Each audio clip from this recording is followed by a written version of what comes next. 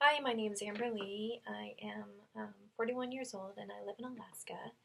I was recently diagnosed with HLRCC, which is hereditary leiomyoma and renal cell cancer.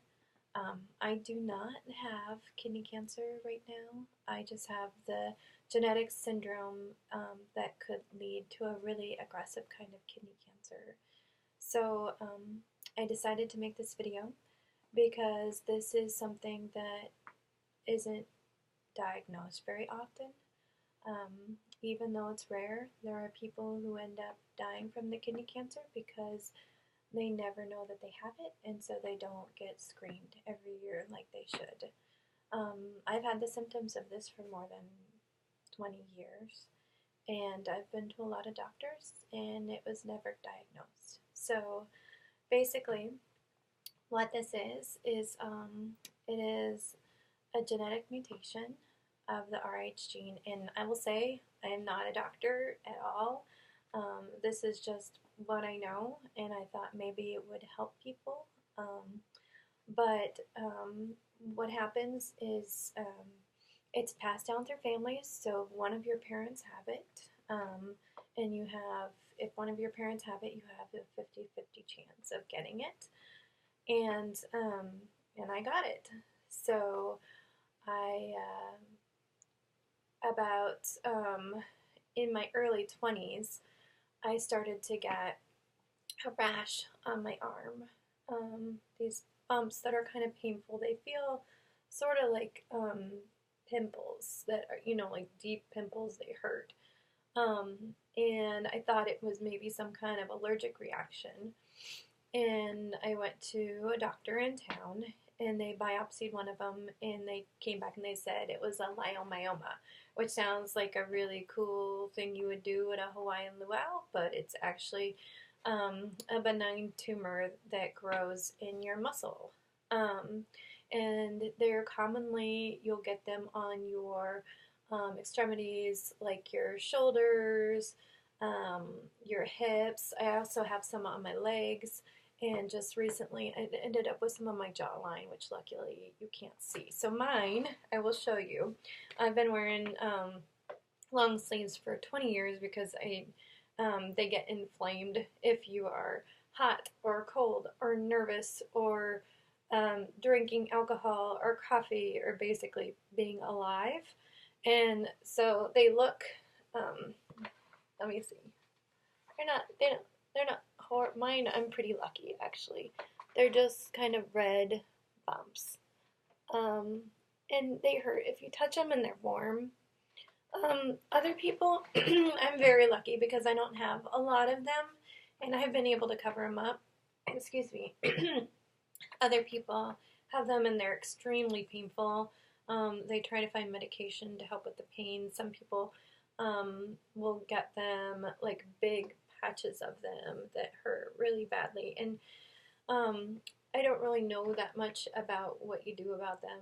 I've been told with mine that really the only thing that they could do is a skin graft, which sounds horrible. So I haven't done it because I mostly have just, my biggest problem has been how do you find a dress for a fancy occasion that has sleeves, which apparently they don't make. So not really a big deal to me. But the other thing, so I was diagnosed with that. I would go to doctors. They would say things like, oh, I didn't even know that was a thing. Or they would have people look at it, but they never said, hey, this is something that means you should really get checked out to find out if you have HLRCC. The other thing that happened about the same time was I was diagnosed with these really serious fibroids in my uterus. They were causing me a lot of problems to the point where I had a uterine artery embolism so that I would be able to have kids. And the doctors really didn't think I would be able to have the kids at all. They thought that it would kill me, kill the kids. I'd be in the hospital the whole time. Luckily, very luckily, I was able to have 2 little boys. And then about a year after I had my second little boy, I had a hysterectomy. In my mind, I had linked the two things, these things on my shoulder and the fibroids together because I knew they were both fibroids, but there was nothing, there was no proof of it. Like, of course, I was trying to find out what these were. I'm looking online, I don't see anything. I was trying to see if there was some connection to fibroids, but, I just didn't have the information. And so I had the hysterectomy. These leiomyomas kept getting sort of worse. They're spreading a little bit, but luckily not as bad as they could be. And then I went to the doctor about a year ago, and the doctor saw that I had a melanoma on my arm. I have this scar here. So basically my skin hates me because I live in Alaska where there's no sun, and I mostly wear long sleeves all the time, and I still got skin cancer on my arm. The good thing about that is that they caught it. And then after they caught it, I had a couple other cancer scares. They thought maybe I had some in my eye because I had a nevus in the back. It's something they just have to watch. And then I had surgery in my breast because there was something there that could have been cancer, but it turned out not to be, all in this year. And then my doctor, he is a dermatologist, and he's a really nice doctor. He told me, have you ever been diagnosed with Reed syndrome, which is what they used to call HLRCC? And he knew about it because he had a friend in college who had almost died from it.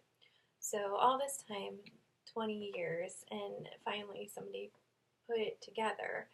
And after I did a little bit of research on it, and I found a group of people who, it's a support group. They have an online portal that you can use to find more information.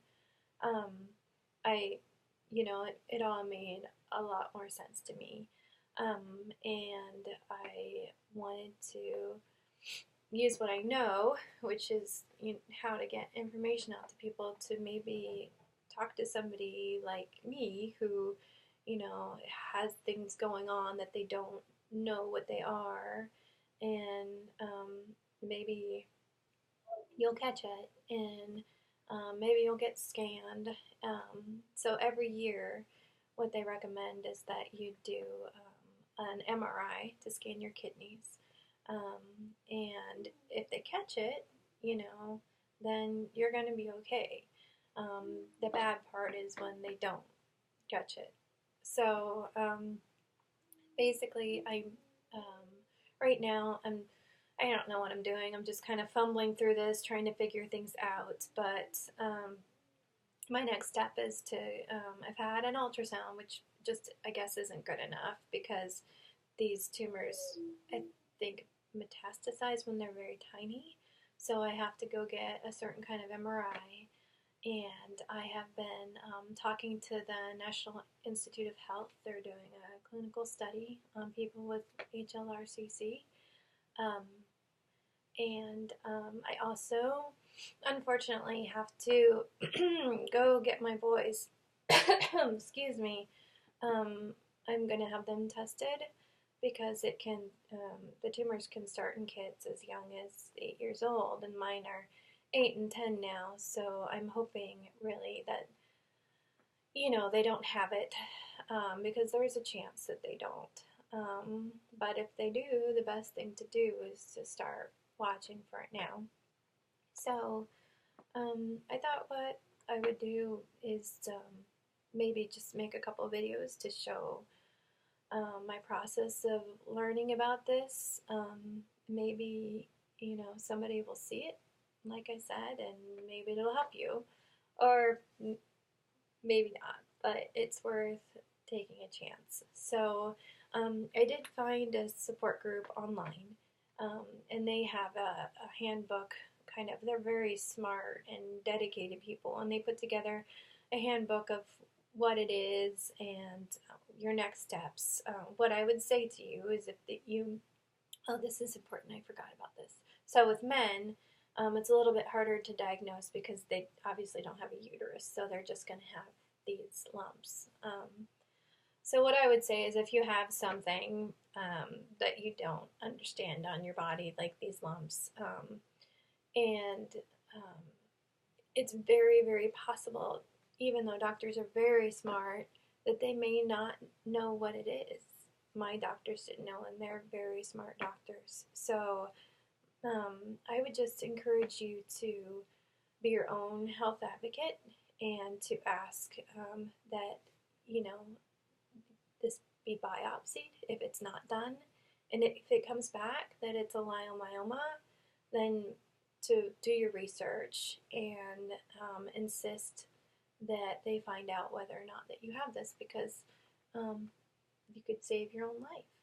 So I'll put a link to the booklet that they made in the notes and to the group. And like I said, I'm not a doctor. I obviously am just learning about this and going through this process. So if you have questions, you can ask me, but most likely I'm just figuring it out too. So thank you for watching this video, and I'm hoping to make some more to show what it is that you have to do to deal with this. And if you're going through this, I know that it can be frustrating and it can be lonely, and sometimes you just feel like a crazy person because you're pushing for your own health and people aren't taking it seriously. But like I said, it's really just your job to take care of yourself. All right, thank you. Bye.